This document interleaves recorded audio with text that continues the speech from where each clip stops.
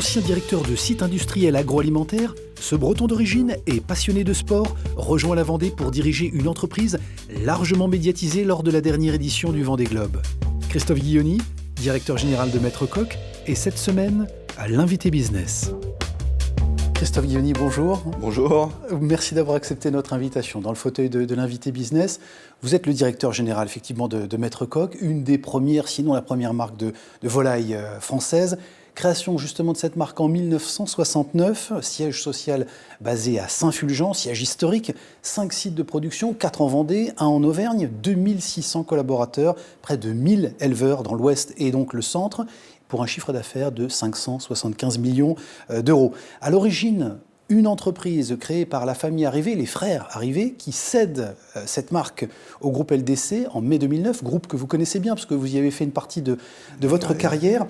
Christophe Guilloni, face à la concurrence et au mouvement naturel de concentration des acteurs de la filière, c'était le seul scénario possible pour assurer, garantir la survie de la marque Maître Coq? Non, ce n'était pas le seul, mais c'était le souhait des dirigeants en fait, de l'époque, des frères Arrivé, en fait, qui n'avaient pas forcément dans les enfants, les petits-enfants, de gens qui voulaient reprendre l'entreprise. Donc c'est aussi pour ça qu'elle a été cédée au groupe LDC effectivement en 2009. Oui, c'était un crève-cœur pour eux, justement, qu'il n'y ait pas d'héritier naturel alors je pense qu'aujourd'hui, quand ils voient que la marque, c'est la deuxième marque de volaille, quand ils voient que Maître Coq a gagné le Vendée Globe, je pense qu'ils doivent quand même être fiers de ce que l'on fait depuis qu'on a racheté l'entreprise chez LDC. Ouais. Maîtrise de toute la chaîne de production, de l'abattage jusqu'à la transformation, à la mise en barquette, et puis l'expédition, évidemment, sur des durées de vie très courtes. Vous travaillez sur des produits sensibles. Finalement, est-ce que votre quotidien, c'est d'être cette espèce d'horloger, de cette mécanique ultra précise qui ne supporte aucun grain de sable? Aucun grain de sable, si, on en a quelques-uns des grains de sable, mais on s'adapte. Et effectivement, nous, on peut aller la nuit ramasser les volailles, et puis dès le lendemain, elles sont dans les rayons des distributeurs pour livrer nos consommateurs. On va avoir cette chaîne logistique très tendue, mais c'est ce qui fait aussi le métier, l'intérêt du métier du frais dans la volaille, quoi. Vous recherchez continuellement, Christophe Guilloni, des agents de production, notamment des conducteurs de ligne, des techniciens de maintenance. Quelle est la situation d'ailleurs au niveau du recrutement aujourd'hui chez Maître Coq? Est-ce que c'est toujours compliqué? Moi, je suis arrivé en 2016, fin 2016 dans cette entreprise et l'analyse, effectivement, c'est que dans l'environnement des herbiers, notamment, avec un taux de chômage très bas, on est autour de 4%. Quasiment en plein emploi. Hein. Ouais, quasiment en plein emploi chez nous. Très compliqué de recruter. Et donc, du coup, on s'est dit, tiens, voilà, il faut qu'on parle aussi de façon différente de l'entreprise, de ce que l'on sait faire, de l'ambiance que l'on veut créer au sein de l'entreprise, que notre métier, effectivement, peut être compliqué, difficile, on se lève de bonne heure, on travaille au froid, etc. Mais il y a d'autres avantages au sein de l'entreprise. Et donc, tout le travail depuis 4 ans, ça a été de mettre ça en avant. Et puis, moi, je suis assez fier parce que depuis 4 ans que je suis là, pratiquement 800 CDI de signés. Et puis on va continuer comme ça dans les années à venir. Ouais. L'innovation, ça, alors évidemment, accompagne, je dirais, à la fois donc, l'ADN et toute l'histoire de Maître Coq. Qu'est-ce qu'ils attendent de vous aujourd'hui, vos consommateurs? Qu'est-ce qu'ils vous demandent? Nos consommateurs nous demandent de plus en plus de praticité et puis surtout du sens.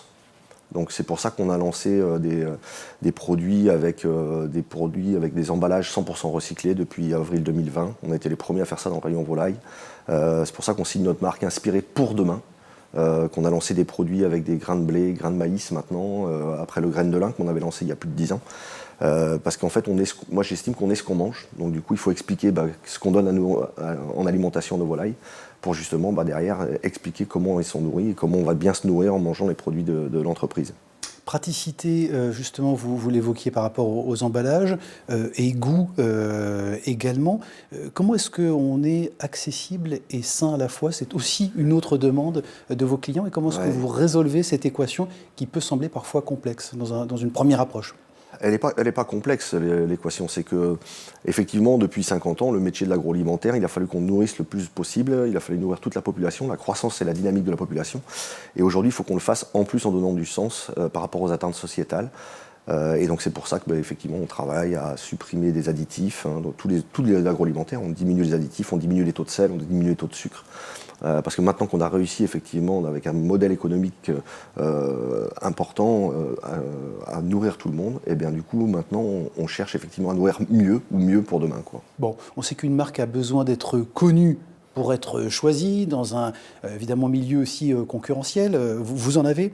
Vous investissez depuis longtemps d'ailleurs dans la publicité et le marketing et le sport notamment. Je dirais avec cette capacité d'être là au bon moment, de faire les bons paris. Alors on va parler de la voile, mais je voudrais qu'on ait un mot aussi sur 2018 et parler de football, parce que cette Coupe du Monde, tout le monde s'en souvient, c'est comme en 98. Ouais. Vous avez réussi quand même à faire de l'achat média au bon moment et notamment à la finale. On signe notre marque, le Volailler Inspiré.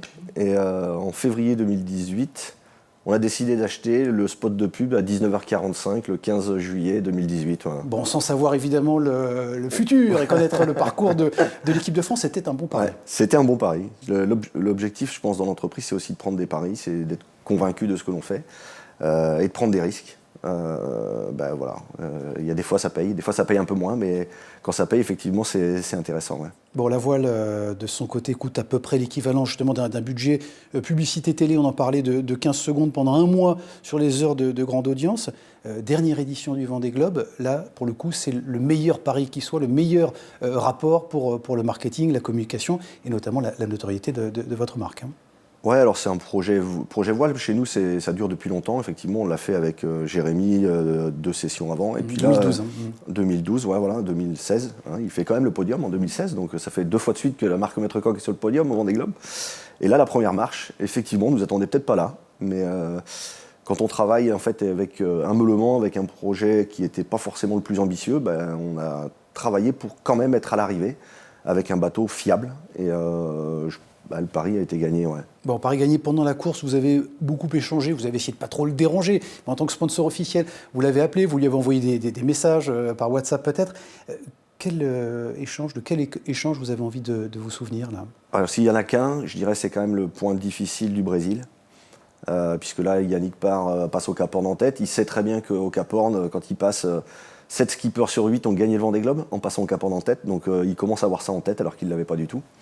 Et puis là, il a plus de 450 000 d'avance, donc une bonne journée d'avance, on va dire. Et puis là, arrêt complet au large du Brésil, il ne peut rien faire. Là, ça commence à cogiter, etc. Et puis l'échange qu'on a eu tous les deux, c'est juste après le Vendée Live, où là, il a annoncé qu'il avait les problèmes. Donc ça, on s'était arrangé avec son coach, son préparateur mental, pour qu'il le dise, parce que une fois qu'on a évacué justement ces problèmes-là, c'est plus facile de se reposer et de repartir dans la dynamique. Et puis juste après le Vendée Live, je lui ai dit bravo pour ton petit mot au Vendée Live par WhatsApp. Là. Et il m'a dit appelle-moi. Donc et là c'est toute la pression qui tombe, justement tout ça, tout l'échange qu'on a eu. Et sans trop dévoiler, je lui dis mais écoute, le Vendée Globe tu l'as déjà gagné pour moi quoi. Donc maintenant je t'attends à l'arrivée, je prépare tout avec tes filles, etc. Il m'a dit arrête, tu vas me faire pleurer. Enfin bon, c'était assez fort comme message, mais c'est ce qui a permis de repartir en fait à Yannick, le fait d'avoir évacué ces problématiques. Bon, et là c'est évidemment votre expérience d'ancien coach sportif qui peut jouer au-delà du sponsor. On va déjà passer, effectivement, il est temps de passer à la séquence inspiration, en effet, pour essayer de comprendre ce qui peut guider nos chefs d'entreprise dans leur prise de décision, on le voyait à l'instant, ou leurs actions au quotidien, et bien si on leur posait tout simplement la question de ce qui les inspire. Christophe Guilloni, racontez-nous, parlez-nous peut-être d'une lecture qui vous a marqué, qui vous a inspiré. C'est Intimidation de Harlan Coben. Et en fait, ça fait partie des réseaux sociaux avec toutes les attaques que l'on a en ce moment, tous les bunkers en fait, qu'on essaie de créer au niveau informatique. Et puis là, on se rend compte que dans l'informatique, quand on va chercher, quand on va fouiller, on arrive à trouver des choses sur les gens. Et puis ça peut aussi être difficile pour les personnes. Donc je pense qu'il faut se protéger aussi de l'information, de tout ce qu'on peut diffuser sur Internet. Quand je vois mes enfants, comment ils y vont, voilà, ça te permet de mettre un message d'alerte, on va dire.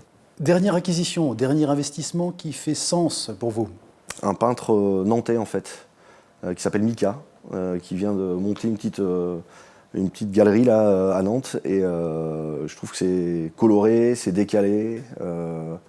Et ça met du positif, en fait, je trouve, dans la vie. La dernière rencontre ou la personnalité ou la conversation qui a fait sens pour vous, qui vous a marqué? Je suis obligé de vous parler de Yannick Bestaven quand même. Ouais, j'ai eu la chance d'accompagner un projet à l'intérieur des choses. On a fait un très gros accueil à Yannick la semaine dernière pendant 3 jours à l'entreprise. Et au bout des 3 jours, il m'a dit écoute, ça fait 30 ans que je fais de la voile, j'ai jamais vu ça avec un sponsor. Donc ça fait plaisir aussi parce qu'il voit que c'est pas que des mots, que le sponsoring c'est pas que pour faire de la pub, c'est vraiment porté par les salariés, et derrière quand il est tout seul par 10 mètres de creux, 70 nœuds de vent, derrière ça lui donne envie d'aller plus loin. Et je pense que ça c'est important quand on est chef d'entreprise, c'est qu'on sait que les gens sont derrière nous et ça nous donne envie d'aller plus loin et de pérenniser tout ce que l'on peut faire pour les salariés. Ouais. Bon, le dernier très bon conseil que la vie vous a enseigné, Christophe Guillauny. Moi je prends souvent la maxime, qui de l'œuf ou de la poule? Est-ce que c'est parce qu'on force la chance qu'on a de la chance? Ou est-ce que c'est parce qu'on a de la chance que du coup on se dit tiens, ça se renouvelle? Moi je trouve que si on ne force pas les choses, si on ne décide pas, si on n'avance pas, de toute façon on va subir et c'est pas ça qui est le mieux. Donc je fais souvent le clin d'œil en disant ça, qui de l'œuf ou de la poule? L'entrepreneur ou la création d'entreprise qui mérite selon vous votre attention, votre considération? Il y a quelqu'un qui vient de se lancer, qui vient d'ouvrir un petit commerce dans Vertou, fin janvier là. Je trouve que c'est gonflé. Ça s'appelle le bar à fromage. Et monter un commerce en plein confinement, décider de se lancer, alors qu'il est en reconversion, je trouve que ça mérite. Ça mérite. Bravo à lui. Bon, pour terminer, un personnage de l'histoire ou de votre entourage proche, disparu aujourd'hui, mais à qui vous aimeriez parfois pouvoir demander très bons conseils? Très bon conseil, je dirais pas demander des conseils, mais plutôt partager les valeurs. J'en parle souvent, c'est ma grand-mère en fait. Le seul truc qui me reste, c'est une médaille. Et je trouve que c'est important dans la famille. Ouais. Donc partager un peu ce que je suis devenu aujourd'hui, ça me plairait. Merci beaucoup Christophe Guillauny, merci d'avoir accepté notre invitation dans le fauteuil de l'invité business. Je rappelle que vous êtes le directeur général de Maître Coq. Merci. Merci.